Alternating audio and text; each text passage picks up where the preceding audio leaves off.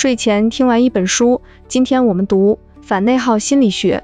你有没有在深夜里盯着天花板，脑海中一遍遍回放那些本该翻篇的往事？那种无形的疲惫，像一根隐形的丝线，悄无声息地勒紧你的心，让你喘不过气来。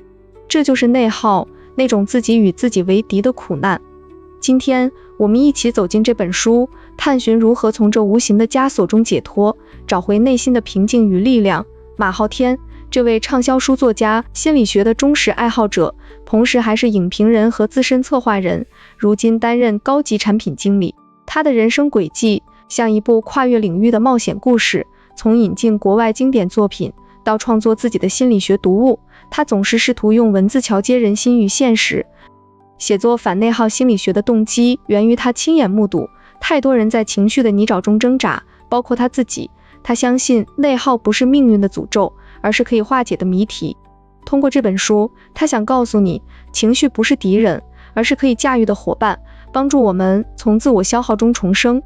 想象一下，你的生活像一条蜿蜒的河流，本该顺流而下，却总在某个转弯处卡住，不会到你必减打。那种卡住的感觉就是内耗的开端。书中马昊天从一个平凡人的视角出发，缓缓展开这内心的故事。上篇他带我们走进情绪感知的世界，就像打开一扇尘封已久的窗户，让光线洒进阴暗的角落。但先从第一章说起，做情绪的操盘手。你有没有发现自己常常被别人的声音主导，比如父母的期望、上司的评判、朋友的闲言碎语？这些声音像夜里的风，悄无声息地渗入你的脑海，让你开始质疑自己。我是不是不够好？为什么我总做不对？马昊天用一个简单的比喻描述，想象你坐在一张旧木桌前，灯光昏黄，桌上散落着各种纸条，每一张都写着别人的意见。你拿起一支笔，却犹豫不决，因为害怕写错。这时他告诉你，要区分别人的声音和我的声音，就像一个操盘手在股市中冷静分析，你需要审视这些情绪的来源。书中举了一个年轻白领的例子，小李每天加班到深夜，不是因为工作多，而是因为内心的自责。他总觉得别人会失望，冲突在这里爆发，他越努力越觉得空虚，像在血液里独行，脚步越来越沉重。转折来了，马昊天建议试着写下你的内在对话，把那些负面声音列出来，然后问自己，这是事实还是假设？小李试了，他发现许多声音不过是幻影。渐渐的，他开始倾听自己的声音，那种如释重负的感觉像黎明破晓，驱散了夜的寒冷。接着第二章，潜入潜意识的情绪对抗。你还在被那1%的坏情绪操控吗？马昊天描绘了一个场景，你躺在床上，窗外雨声淅沥，本该安睡，却因为白天的一个小挫败，或许是会议上的一次失言，而辗转反侧。那1%的坏情绪像一颗种子，在潜意识里生根发芽，吞噬你的精力。书中分析，这种对抗源于我们对完美的执着，我们总想掌控一切，却忽略了情绪的流动本性。冲突加剧，想想那些拖延的日子，你明明知道该行动，却坐在椅子上盯着电脑屏幕发呆，心如乱麻。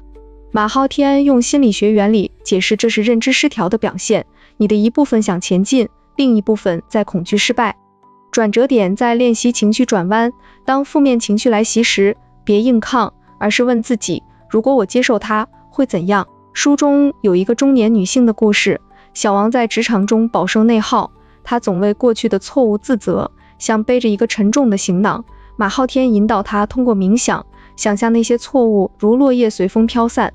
渐渐的，她学会了放手，那种释然像春风拂面，河水重新流动。上篇的尾声，马昊天带我们进入舒适圈，不是逃避，而是与情绪共舞。你可能也想过，为什么有些人总能从低谷爬起？因为他们感知到了情绪的信号，而不是被它淹没。转到下篇，情绪价值的管理就像升级版的旅程。这里他从认知角色效应入手，你有没有发现自己在不同角色中切换时，总有内心的拉扯？比如，作为父母，你想给孩子最好的一切，却忽略了自己的疲惫；作为员工，你追求完美，却在自责中消耗殆尽。马昊天用一个父亲的例子复盘，老张每天回家后，面对孩子的哭闹，他不是耐心倾听，而是内心爆发。为什么我这么累，还得应付这些？冲突在这里达到顶峰，他觉得自己是失败者，家庭的灯火本该温暖，却成了压力的源头。转折是通过角色重塑，马昊天建议列出每个角色的价值，然后问我能为他注入什么积极能量。老张开始小步行动，比如每天花5分钟深呼吸，重新定义父亲的角色为陪伴者而非完美者。渐渐的，他的内耗减少，家庭的灯光变得柔和，像冬夜里的炉火，温暖而持久。书中还有章节探讨拖延与焦虑的循环。你坐在书桌前，窗外夕阳西下，本该开始工作，却刷着手机，时间如沙漏般流逝，那种自责像刀子一样切割你的心。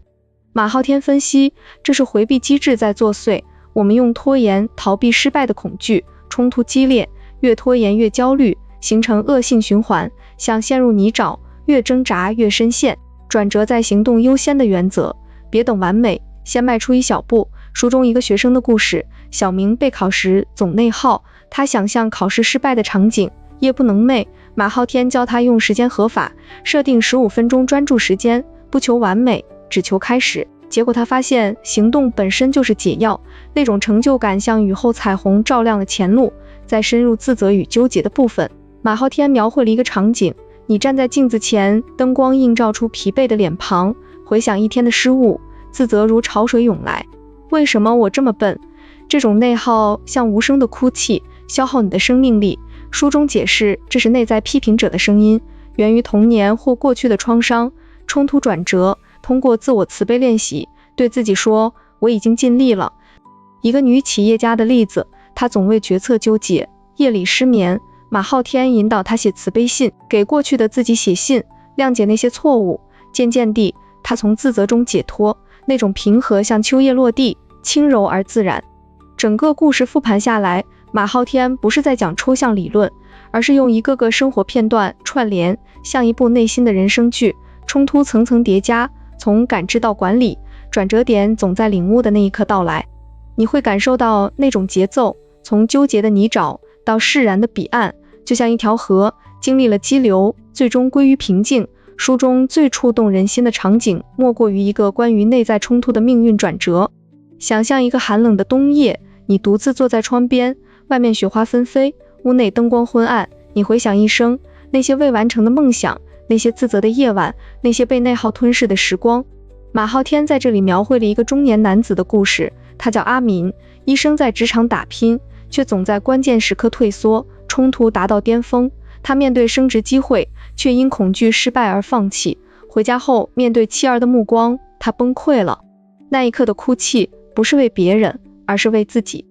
那种无声的绝望，像雪夜里的孤狼，嚎叫着对命运的不公。转折来的突然，在一次偶然的阅读中，他遇到书中的一句话，内耗不是敌人，它是信号，告诉你该转向了。阿明开始练习情绪感知，他坐在灯光下，写下心中的声音。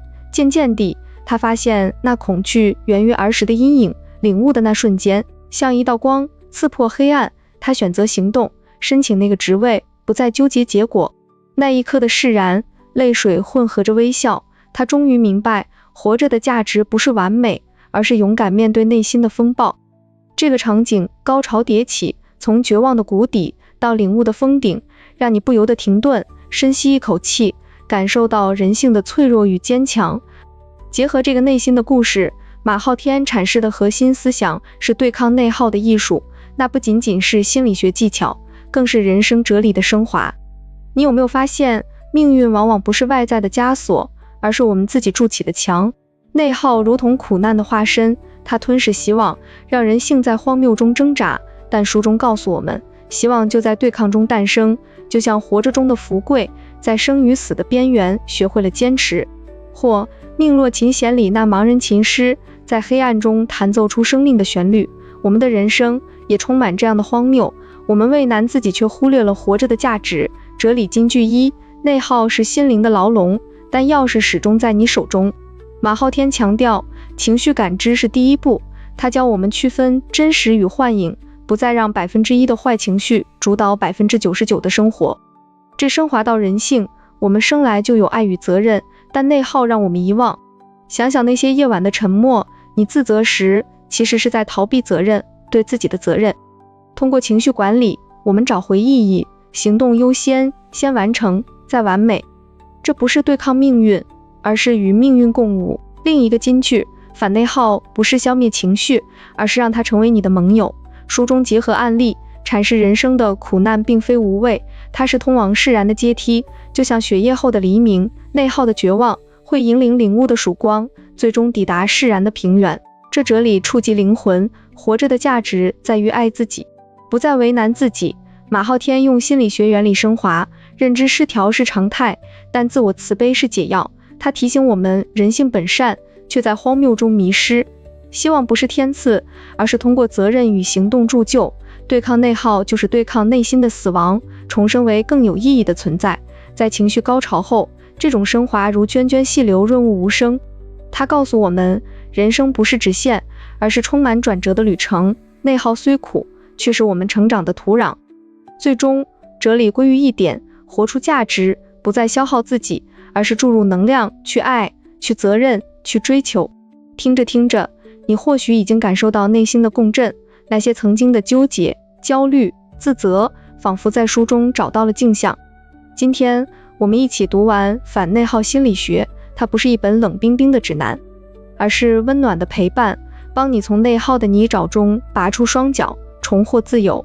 记住，马昊天的声音像一位老友在耳边低语，别再为难自己，生命太短，值得更好的对待。